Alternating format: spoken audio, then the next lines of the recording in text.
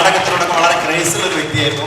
അപ്പൊ ഇപ്പം സ്വന്തം കുടുംബത്തിൽ നിന്ന് തന്നെ അല്ലെങ്കിൽ സ്വന്തം മകൻ തന്നെ ഒരു പടം പ്രൊഡ്യൂസ് ചെയ്യുമ്പോൾ ആ പടത്തിൻ്റെ ഒരു വേഷം ചെയ്ത എക്സൈറ്റ്മെന്റിലാണ് നമ്മുടെ മുത്തശ്ശി. മുത്തശ്ശിക്ക് വരുമ്പോൾ നല്ല കൈയടികളുണ്ട്. ഇനി കൈയടി പോരാ.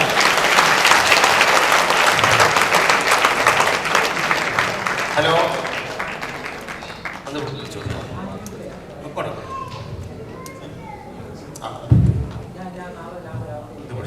ഇതല്ല മുത്തശ്ശി വിശേഷം. അങ്ങനെ കുറെ കാലത്തിന് ശേഷം സിനിമയിലൊക്കെ അഭിനയിക്കാൻ ആഗ്രഹിച്ചില്ലേ? ഇപ്പൊ എവിടെ എത്തി? സിനിമയിൽ അഭിനയിച്ചില്ലേ? അത് ഏത് ചില്ലറ റോളാറ്റാ? കൂളിംഗ് ക്ലാസ് കണ്ടിട്ട് ആ പ്രൊമോഷൻ കാണേണ്ടതാ. നാട്ടുകാരെല്ലാം പറയുന്നുണ്ടോ?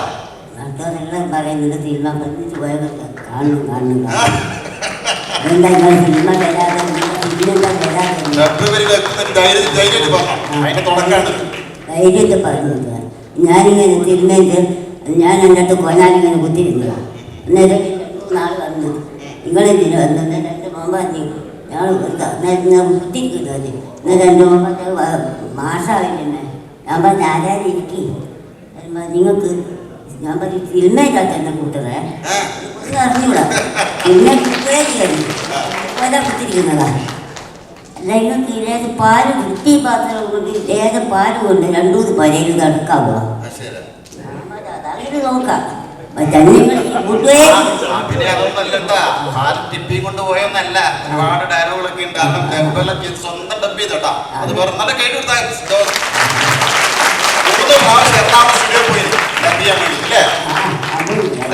കഴുത്തിലും കുറച്ച് മുന്നേ ഒരുപാടുണ്ട്. ഇപ്പൊ വളയെന്ന് കാണുന്നില്ല. പോയി അതല്ല എന്റെ മോന് ഞാൻ കൊടുത്തതാ സിനിമക്ക് വേണ്ടി.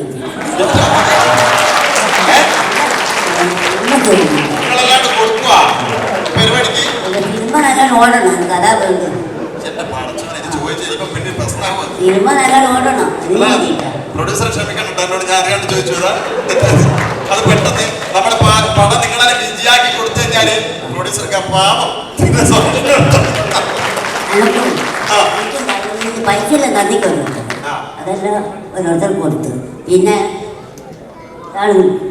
കൈ കിട്ടുന്ന പൈസ എല്ലാം അല്ല മക്ക് കൊടുത്തിക്ക്. പിന്നെ പൈസ കിട്ടിയത് നായക ഇയാള് പ്രസാദ് മുരളി തന്നിക്കനക്ക് അദ്ദേഹം കൊണ്ടുവച്ചിട്ടുണ്ട്.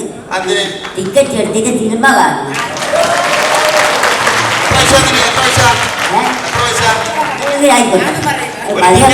അറിയാൻ പാടില്ല. അത് കഴിച്ചത് വലിയ ആരും പറഞ്ഞായിരുന്നു. ഇനിയിപ്പോ അടുത്ത പടത്തിൽ ഇപ്പോ ഈ സിനിമ കണ്ടിട്ട് അടുത്ത പടത്തിൽ ആൾക്കാർ വിളിക്കും. അന്നേരം പോവാ.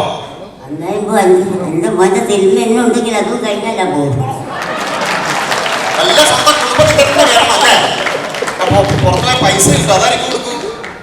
അത് നമുക്ക് കൊടുക്കും, എന്റെ മോനെയും കൊടുക്കും. എല്ലാ കുടുംബം നാട്ടുകാർക്ക് എന്തെങ്കിലും ചെയ്തു നടക്കില്ലോ. എല്ലാ കുടുംബത്തിലേക്കാ കുടുംബത്തിൽ ഓരോ വകയിലേക്ക് ഞാൻ ഇവിടെ വന്നത്. ആള് വിചാരിച്ച പോലെ കേട്ടോ, ചെറുപ്പത്തിൽ തന്നെ ഒരുപാട് അധ്വാനിച്ച് സ്വന്തം കുടുംബത്തിന് വേണ്ടിയിട്ട്. എത്ര മക്കളുണ്ടെന്ന് എനിക്ക് പ്രോപ്പറായിട്ട് അറിയില്ല. ഓരോ മക്കൾക്കും വീടും സ്ഥലവും ഇതെല്ലാം ആക്കി കൊടുത്ത ആളാണ്. ചെറിയ പുള്ളിയല്ല കേട്ടോ, സ്വന്തമായിട്ട് അധ്വാനിച്ചു. നമ്മൾ പണ്ട് കേൾക്കാറുണ്ട് ചെറുപ്പകാലത്ത് ദൈവം നമുക്ക് ഇഷ്ടപ്പെടുന്ന ഫലത്തിൽ സത്യത്തിൽ മുത്തശ്ശിക്ക് ഇപ്പം വളരെ ഹാപ്പിയാണ്. ഞാൻ 2-3 പ്രാവശ്യം മുത്തശ്ശിനെ കൊണ്ട് എറണാകുളത്തേക്ക് വരേണ്ട ഒരു ഭാഗ്യമൊക്കെ ഉണ്ടായിട്ട് ഞങ്ങൾ ഒരുപാട് വീഡിയോസ് ഒക്കെ ചെയ്തിട്ടുണ്ട്. അപ്പോൾ മുത്തശ്ശി ഭയങ്കര ഫ്രണ്ട്ലിയാണ്. അതുകൊണ്ടാണ് ഞാൻ ഇങ്ങനത്തെ ടോക്ക് ചെയ്തത്.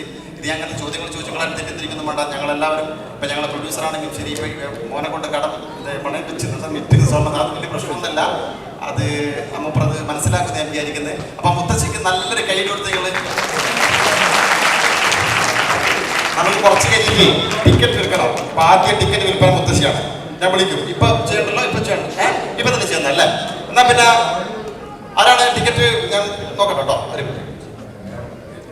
തിയേറ്റർ ഓണർ പപ്പേട്ടൻ പറഞ്ഞ ആളുടെ പേര് പറഞ്ഞിട്ടുണ്ടായിരുന്നില്ല. പപ്പേട്ടൻ തിയേറ്റർ ഓണർ പറഞ്ഞിട്ടുണ്ടായിരുന്നു ഒരു പേര്.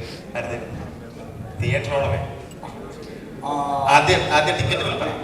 അത് നമ്മുടെ ഉദ്ദേശിക്കുന്നത് രാഗം തിയേറ്ററിലെ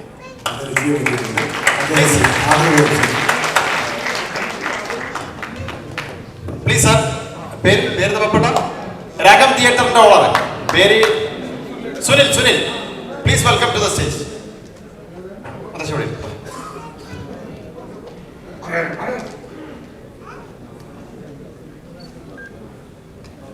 അപ്പൊ നമുക്ക് ആദ്യം ടിക്കറ്റ് വിൽപ്പന വിൽപ്പന മുത്തശ്ശി തന്നെ ആ കൊടുത്ത 500 ഉണ്ടല്ലോ, 500 അല്ലേ? എത്ര പൈസ എന്ന് പറഞ്ഞേ പറയോ? എത്ര കയ്യിലുള്ളത്? പ്ലീസ്. തിയേറ്റർ കൊടുക്കാൻ 500 തിയേറ്റർ കൊടുക്കാൻ. തിയേറ്ററിന്റെ ആള് ഡയറക്റ്റ് ഇങ്ങോട്ടേക്ക് വന്നിട്ടുണ്ട്. മുത്തശ്ശി നിന്നോ.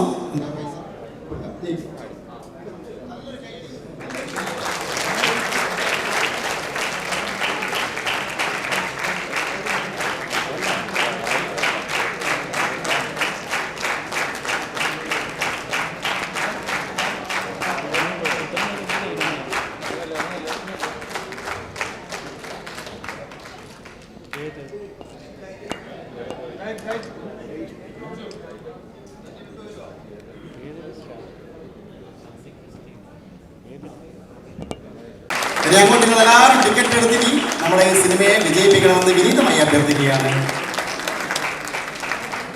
Okay, thank you. ഓക്കെ, എന്നാൽ എല്ലാവർക്കും അവരവരുടെ ഇരിപ്പിടങ്ങളിൽ പോയിരിക്കാം. മുത്തശ്ശി ഓക്കെ അല്ലേ? Okay, thank you. അപ്പോൾ നമുക്ക് ഈ സിനിമയുടെ വേറൊരു ഹൈലൈറ്റ് എന്ന് പറഞ്ഞാൽ നേരത്തെ പറഞ്ഞതുപോലെ ഈ സിനിമയുടെ 7 കിടിലം പാട്ടുകളുണ്ട്. ഡാൻസ് അറിഞ്ഞുകൂടാത്തവരോടും കളിച്ചു പോകുന്ന തരത്തിലുള്ള പാട്ടുകളുണ്ട്. അത് നമുക്ക് സമ്മാനിച്ചത് മറ്റാരുമല്ല, നമ്മളുടെ പ്രിയ Shibu Sukumaran. Shibu Sukumaran, please welcome to the stage. നല്ലൊരു കൈ കൊടുത്തേ പ്ലീസ്.